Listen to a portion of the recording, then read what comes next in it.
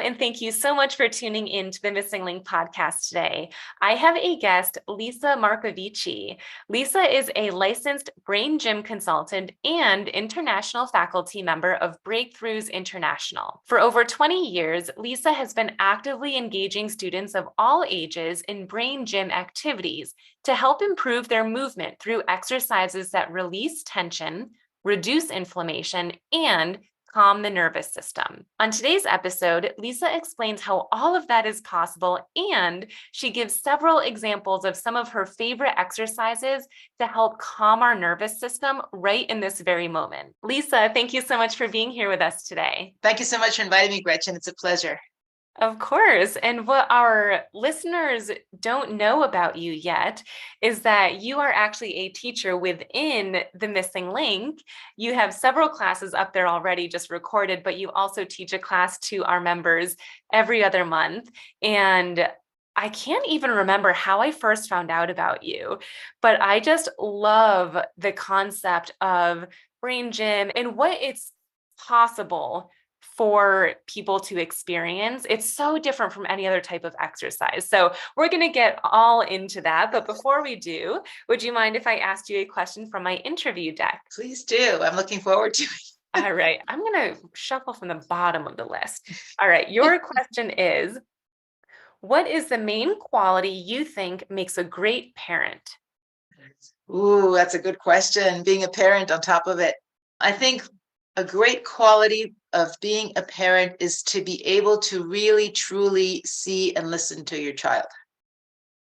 So not what you expect to see and listen to, but what is actually happening in front of you. I think that is probably the strongest trait for a good parent. I like that. I feel like that's applicable in so many, like, I'm just even thinking like with working with my patients too, that would probably be like the number one thing. Mm-hmm. Well, especially as parents, I think we have a lot of expectations, I guess, for our clients too. And, for our children, we will only want them to succeed and be healthy and be happy and so on. So we tend to add on to a lot of our own colors to what we actually see there. Right. Wow. That must take so much I'm not a parent yet, so I don't know, but that must take so much self-awareness. Wow. Yeah, because every instinct in every cell in your body just wants to protect and make sure everything's perfect, right? But you have to let them make their mistakes and do their own learning. And that's probably one of the hardest things as a parent. Yeah. Oh my gosh. Lots to look forward to. Oh, yeah. All right. So let's just dive right in. So I'm assuming that most of my listeners, if they're not a Missing Link member, they don't know what the brain gym is. So can you just give us a rundown of what it is? Mm-hmm. That's a really good question, because even seasoned brain gym consultants and people who have heard about brain gym have a hard time defining it or explaining it to people because it has such wide applications. It's almost like asking somebody to tell you what is WD-40 exactly, because you can use it for so many different things, right? In so many different ways. So it's hard to define. So for some, it's a lubricant anyway. So brain gym is a bit like that. So for some people, they would define it to you as a warm-up program. So for instance, an athlete might do brain gym before going out into the field. Others would call it an academic preparation program. So children would do it in the classroom before doing something academic. In our case, when we applied here with our groups for Missing MS Link, we really do use it to rediscover a more relaxed, effortless way of moving. So it's relearning, really. It's a re-education of the system to re-educate movement patterns that have always been there, that sometimes have to be readapted or relearned. But now as adults, we tend to do it with a lot more effort and conscientious tension that isn't really required for that kind of movement. It's so interesting because I've participated in several of the classes, and one thing that you have us do is a specific movement in the very beginning of class, and it might just be taking a few steps or turning to see how much mobility you have.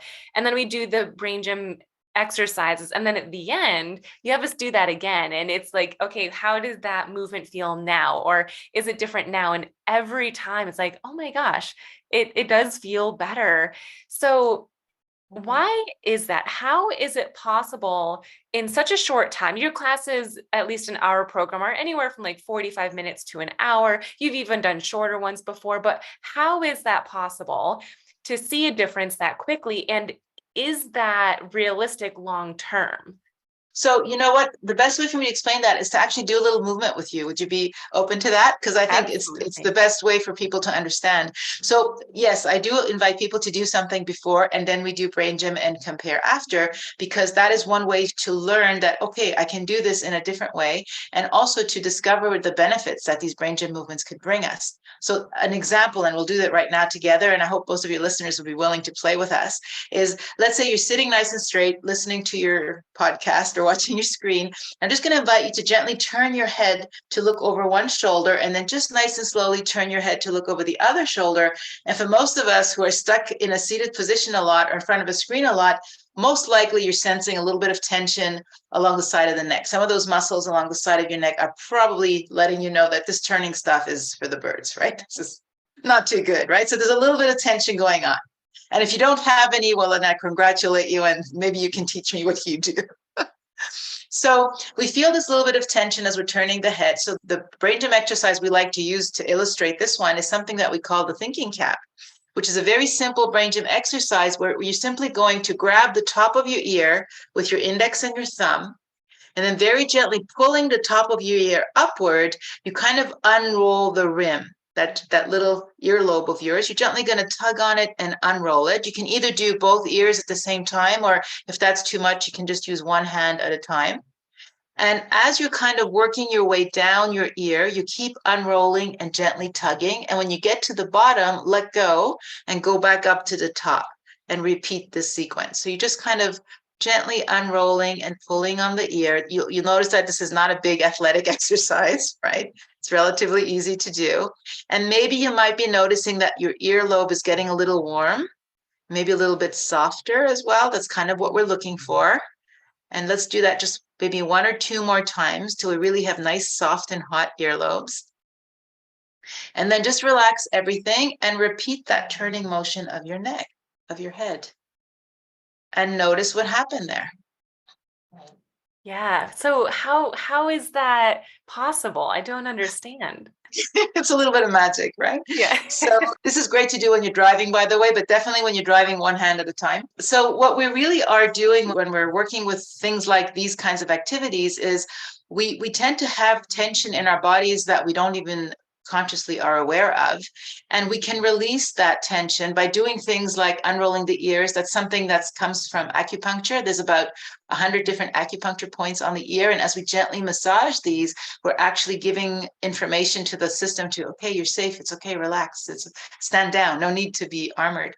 And we are kind of instinctively always in this protective mode because our world is moving so quickly. You know, we're in front of computers a lot. We're not moving a lot. There's lights, there's action, there's sounds. So unconsciously, our system is constantly trying to manage all this. And if we don't have enough resources, at one point we all don't actually, we start to armor ourselves, we start to protect ourselves. And some of us can even get into the point where we have chronic muscle tension or muscle pain. We get into fight or flight mode. A lot of people have heard of that expression, where really we are ready to flee from what we're facing or stand our ground and fight. But in either case, our muscle armor is ready to jump into action. And when we keep operating from that kind of a mode, it takes a lot of energy and a lot of effort to do whatever we do. Whereas it is so much more enjoyable and so much more energy conserving to move from a relaxed place where we're not holding our breath, where we're not making a fist to force our way through something, but actually opening that hand and just relaxing and moving through our world that way. So the thing like the thinking cap is one of the ways, there's many other ones in Brain Gym, obviously, that we use to kind of diffuse this stress response and come from a more relaxed place. And I realize, wait a minute, when I turn my neck, it doesn't have to hurt. And it's almost like when you have a cold and the cold is gone, you realize, oh, wait a minute, I don't have a cold anymore, right? You're not even aware when it actually left. You know? Right. It also reminds me of winter time. There are so many times year round, but especially in winter, that I notice that I'm holding my shoulders up closer to my ears just because I'm cold, I'm chilled, and I have to constantly remind myself, lower my shoulders. And every time I tell myself to lower my shoulders, they lower at least a little bit, if not a lot. And, it's that tension that I didn't even mean to create. It was just there. Yeah. And this tension affects everything we do. So it also happens in our jaw. Like you think of lowering your shoulders. I always remind participants, relax your face, because that's another thing that we kind of do. And then we kind of frown a lot too. So as soon as we do this kind of frowning or the locking of the jaw or even making a fist to get ready to do something, our body interprets this as, okay, there's something dangerous happening. We're entering protective mode. Raising of the shoulders too. We're like steeling ourselves, right, against something. And this muscle tension isn't just localized to the shoulders that you're aware of. It actually, all the muscles in the back of the body are contracting or shortening to get us ready for this fight or flight mode. Some people have cramps in the calves. That's another indicator of fight or flight. The little Achilles tendon needs to be protected. So the calf muscles do that for us to make sure that we can keep running and fighting for as long as possible. And so then the body, after a long time in fight or flight, starts sending out little messages, right? We tend to have a little bit of a headache even, or it's sore at the base of the neck or the shoulders, as you mentioned. Our breath is different. We have a short, shallow, quick breath as opposed to a nice, full, relaxed one. Even our posture, it's kind of folded forward with a compression happening at the chest where it's so different than when you roll your shoulders back and you have access to that full breath. So all those little noticings, we practice those, we learn those to start to recognize, like you just did with the shoulders, there's so many more indicators that we can learn to notice to say, okay, wait a minute, this is not good. I better do something to come to a more relaxed kind of place. And I remember I really like the science behind exercise because I feel like it makes sense of things. For some people, if you just think you're tugging on your ear and you don't understand the science behind it, it probably won't work for you. Like maybe it's that, it's not going to work because you don't believe it's happening. And you once, and the one, I think it was the very first class that you did for the missing link, you explained the corpus callosum and what role that has in fight or flight mode and what's actually happening there. Can you explain that for our listeners? Sure. Yeah. And this is a fascinating thing. When I first learned that, brain gym really started making sense to me. I was learning it in a very different context, but the corpus callosum, so we kind of know that we have two hemispheres, a right hemisphere and a left hemisphere. And the way our body works is that it's kind of contralaterally wired. So the right hemisphere has more of a connection to everything that's on the left side of our body. And the left hemisphere has more of a connection to everything that's on the right side of our body. I mean, like our right hand, our right ear, our right eye, and so on.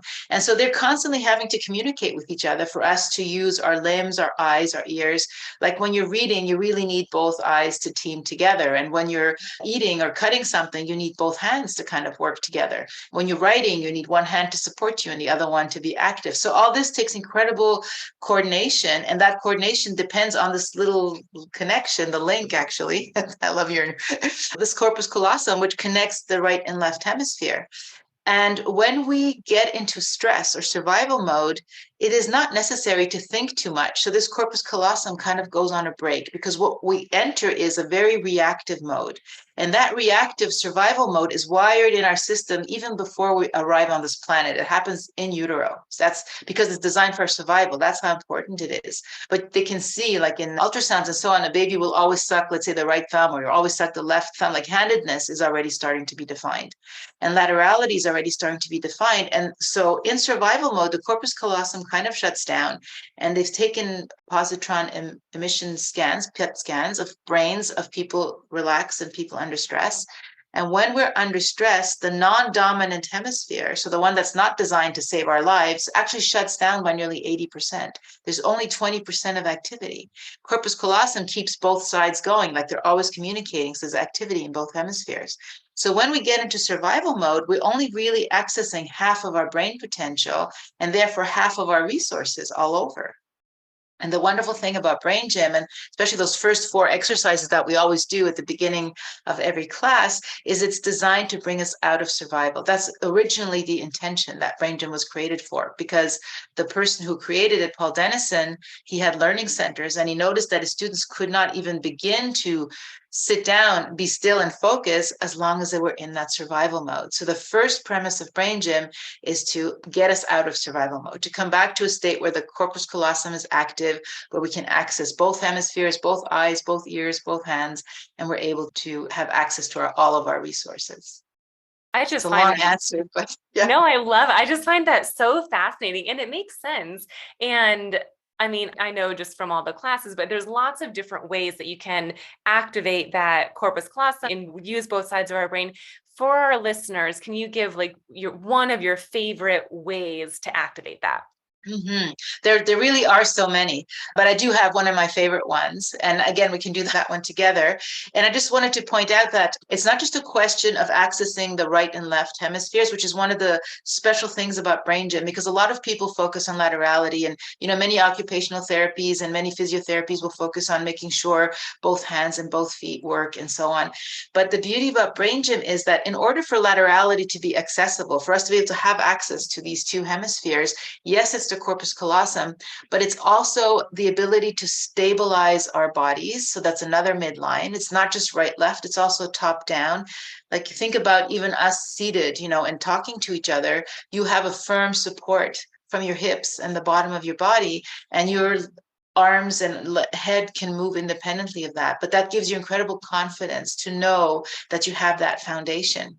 Right? You can walk because you can rely on your 2 feet kind of thing. And then the third aspect too of that is this differentiation of front to back. So that means I can direct my focus towards something, or I can eliminate things that are too much so that I don't have all this information coming at me all the time. And that's another way of organizing back to front. So it's kind of the 3 dimensions of movement and the 3 dimensions of learning. And the reason I brought that up is that if the first 2 dimensions, if that back to front and top down is stable and resilient, then laterality is much more solid. So sometimes we focus so much on laterality, we don't even look at the other 2, and then people struggle with basic movements and basic skills. Whereas if we reinforce those other 2 that are rarely looked at, which is how we kind of function in brain gym, we don't have to worry too much about laterality because it kind of just takes care of itself. So, you asked me about making sure the 2 hemispheres are on, and so we could do an exercise specifically for that, and we will, because it's fun and it's good to see. But normally when we do our sequences together into classes, as you might have seen if you watch some of the sessions together, we don't really spend that much time on laterality. We do a lot of lengthening kind of things, and releasing tension in the shoulders or the lower back, stabilizing the body, practicing that stability, and then maybe at the end we'll do a couple of things for laterality. So it's just a different way of looking at accessing laterality. You don't have to just make sure you do those kinds of exercises. Yeah, I think it's important to mention that because you're right. It's very rarely talked about. So often we just think right side or left side, but very rarely top down or front back. And it's all important. We move in so many different ways. So I'm glad you mentioned that. Yeah, and we really do play with the different movement patterns that are kind of developmental. So as babies, we practice those on the ground, on the floor, and then seated, and then eventually we stand. And I often remind participants, we took like a year to 15 months to figure out how to walk in the first place. Let's give ourselves more than 5 minutes to work on it now, because there's this impatience always, but I want to be able to move. I said, yes, but you got to restart, you got to relearn it again. But the good news is you can. You can, but practicing these kinds of movements and allowing yourself to play on the floor again, especially, you can certainly relearn. But yes, let's do one for laterality that I really, really like. And it's nice and easy. And if you spend a lot of time on a computer or watching a screen, this is a great exercise to do, actually. So all we're going to do is rub our hands together a little bit, just to create a little bit of heat, which is always nice. And then I'm going to place the heel of my hands around the cheekbone area on my face, so that both of my hands are kind of covering my eyes, and my fingertips are just going to rest on my forehead. And you can choose to have your eyes open or closed into this little chamber of darkness that you've just created. And we'll just take a couple of breaths here. And then when you feel ready, after a couple of breaths, I'm going to invite you to open your eyes, and you're going to take your right hand and just open that window. So the right hand is gently going to let the right eye open and look around, and just allow that eye to notice everything that it can see. It can look up and down, maybe as far to the right as possible, as far to the left as possible. Let's take a couple of breaths with that. And then we're going to close that right side again. And then we'll repeat that one more time on the right side. So again, opening the right hand and just letting your eye, noticing what that eye can see. So it's not going to be the same as the other one, obviously. And then let's close that up again. Let's take a breath here in the middle. And then gently we'll repeat the sequence on the left side. So now the left hand's going to open, and just allow the left eye to kind of look around. And you see how different that visual field is, actually. Going far to the left, going up, going down, just letting your eye kind of move around.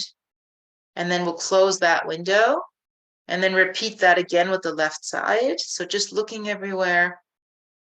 And then we'll close that window again. We'll take a pause in the middle, and now we'll just do it one more time, alternating. So I'm going to open the right window, look around, close that window, open the left, look around, and then close that window again. We'll take a nice little breath in our little chamber of rest here, and then just relax everything. And then just look around and notice what that feels like. And, and sometimes we don't even realize that we weren't really looking with both eyes, I almost feel People, like I can see my peripheral vision way better. like that's what people say. I see better now. I see more. I Yeah. said, yeah, that's what it's like when you're using both of them. Wow. Yeah, that's so cool. And one way that I have utilized brain gym exercises is I will pick like one or two of my favorites from the class, and I will do them just throughout the day whenever I can tell that I'm getting more stressed or I feel a sense of urgency. And it really does calm you down. Maybe it's because you get a break from that situation, but also you actually feel calmer afterwards. Mm-hmm. So the brain gym movements were designed with, very, very specific intentions, which I do explain. And, I do provide participants with pretty detailed handouts that give a lot of information about the movements. Because as you said earlier, sometimes it's good to know why you're doing something and what it's supposed to be doing, because otherwise it just feels like, no, why would this work? It's too easy. Like I'm unrolling my ears, but Paul Dennison really did want to make this very accessible, and all the movements are adaptable for just about any population. I mean, we do these with babies and we do these with seniors, and there's always a way to find a movement, even if it's passive, for everyone to be able to benefit from these. And yes, they do have very specific goals. So whenever we do a session together, we balance out movements that are designed to just release tension. So, we might do something like the thinking cap that we just did, or the owl where we're working with the shoulder. And we'll say, like, now we're going to release the tension in the upper body, we'll release the tension in the shoulder. And you mentioned earlier, if you notice that your shoulders are way up here and you're walking in this contracted posture, well, maybe doing the owl would be a nice thing to remind you, to come back down. And then we do things with the eyes as well, because as you just noticed, we can use the eyes to get that little corpus callosum working again and to access laterality and some of the other dimensions. So whatever part we can move, we're going to use, because one of the side effects of that survival state is we get stuck in that freeze mode, like you're startled by something and then you just keep going and it escalates into that fight or flight where we're so ready to defend ourselves. And if we can use movement to kind of diffuse that, we can come back to what we call in brain gym a more integrated state, where we can be calm and breathe and choose how to respond as opposed to just reacting to something. And that's one of the skills that we practice in the classes. I ask questions all the time. I always invite people to notice, like you said, that before and after, because that's what gives you the feedback. So you recognize, oh yeah, when we did that in class, I felt much better. I felt very different after. I think I'll try that again. And then, like you said, you remember that experience and you apply it to your day, that is actually my dream. That's the goal. That's hopefully what you'll do with it. Yeah, absolutely. And so you mentioned earlier that there's research showing that this type of work can calm your nervous system. Is there any research showing that this also can reduce any inflammation? Well, the two kind of go hand in hand. There's so much research out there in terms of stress-based diseases, right? So stress is very inflammatory to the system. We have adrenaline and cortisol circulating in our blood too much for much too long. I think the human body was designed to have about 15 minutes of that in a lifetime 4 or 5 times, and we do it for hours on end just about every day. So, a lot of the inflammatory diseases, even Alzheimer's and hypertension and cardiac diseases and multiple sclerosis is one of them, and Parkinson's, 96% of modern day diseases have been traced back to inflammation, presence of inflammation. And inflammation is caused by stress. There's a direct corollary there. So it would make sense then to say that if we can reduce stress levels in our system, we're going to reduce inflammation. So therefore, yes, we can, come to a more calmer existence. And there's a lot in our environment to cause stress and to get us into this upset kind of position. And there's not quite that much in our environment to bring us calm. We kind of have to consciously bring that in. And that is, again, what we're inviting people to with brain gym and yoga. And I mean, many other things too, but I just resonate a lot with brain gym because sometimes you just want something quick. Like you said, you'll do 1 or 2 things and you already feel calmness kind of settling in. You don't necessarily have an hour and a half to meditate and do yoga, to get into the same kind of frame of mind. Right. And do you have any advice for someone who is looking for this type of effect? Like they want to be less stressed, they want to have reduced inflammation, they want to get out of fight or flight mode, but their form of exercise, like maybe they only feel productive if it's more strengthening based or cardio, because this is very different. It is not necessarily strengthening like bicep curls or Yeah. cardio. Any thoughts or advice for someone who has a hard time looking at this form of movement as exercise? hmm So this is very interesting. I would encourage people to look up somebody called Katie Bowman. She's a movement therapist who talks about our movement or our movement nutrition. And I love the way she talks about that. So yes, there's a place for intense exercise and weight training and cardio. Absolutely.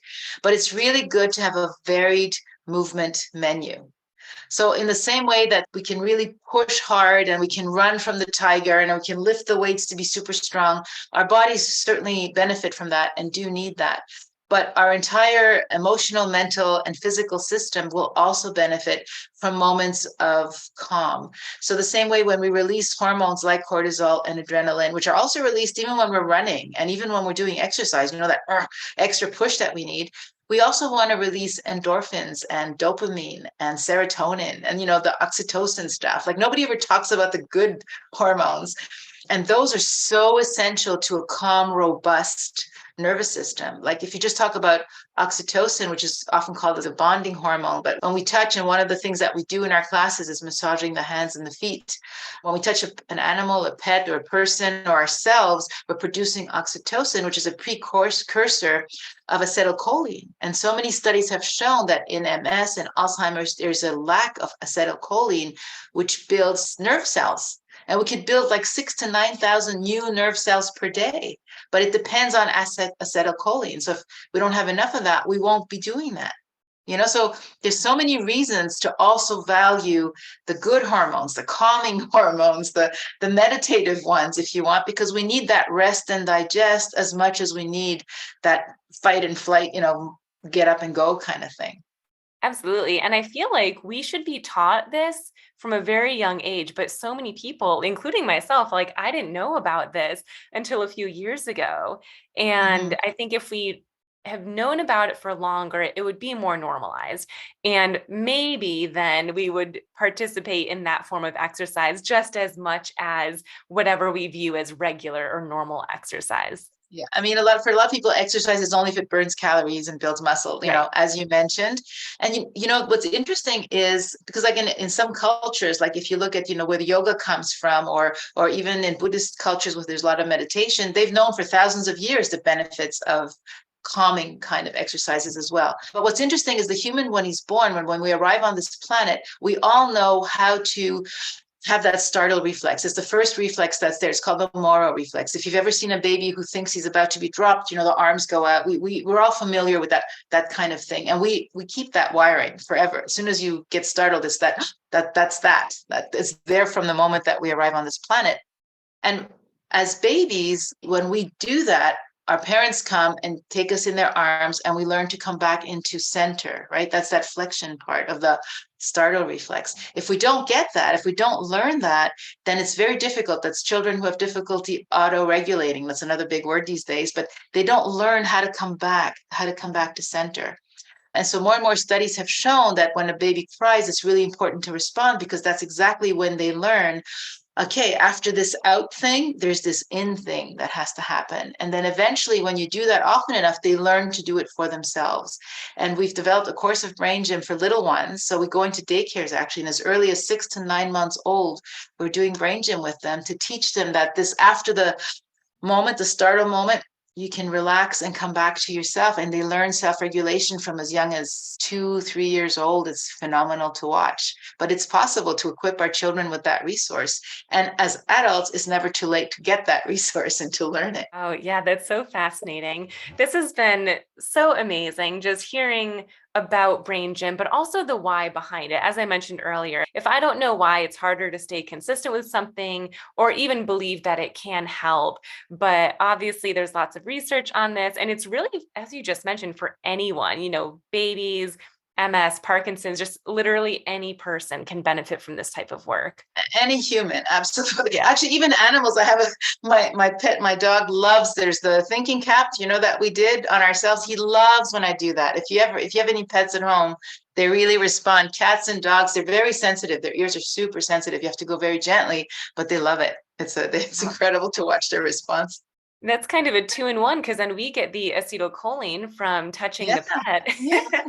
It's a win-win. It's an absolute win-win for sure. I love that. Well, this has been so great, Lisa. Thank you so much for sharing all of this and for your time. Is there any place that someone can go somewhere to find you or to learn more? Oh, yeah, definitely. I have my own website, which is reconnection.com, REKINXON.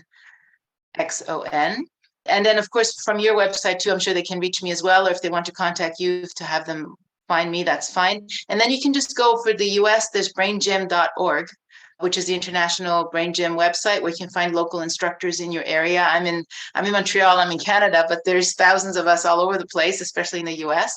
And you can find people that work maybe even in person with you. And it can be very personal, so we can do programs specifically adapted for the individual's needs, which is quite different from the setting of a group setting online in Zoom. But there's many, many different courses available and many different applications as well. So please do explore. Awesome. And I will put those links in the show notes. So if anyone is driving or not able to access it now, no worries. We'll put those in the show notes. And if you are a Missing Link member, definitely go to our classes category and check out Lisa's recorded videos and also our live ones. Thank you again so much. This has been great. It was really fun, Gretchen. Thank you for having me. If this is your first time hearing about the Missing Link, or maybe you've heard of it, but you need a refresher, it is my online MS wellness program where I teach everyone who has MS appropriate functional exercises that you can do to help improve your walking. Things like walking on even and uneven ground, climbing stairs better, improved stamina and endurance so that you can walk longer. And with that comes better balance, better strength, and a sense of empowerment and confidence. Not only are there amazing exercises in there, but there are guides that share exactly which exercises you should be doing each day. You also get access to our MS experts and are able to ask them questions live on a Q&A call every single month, and access to our accountability group. If you think the Missing Link may be a good option for you, I will put a link in the show notes where you can watch a 13-minute video that will give you an inside sneak peek of exactly what the Missing Link includes. So be sure to check that out, and I hope to see you in our Missing Link community soon.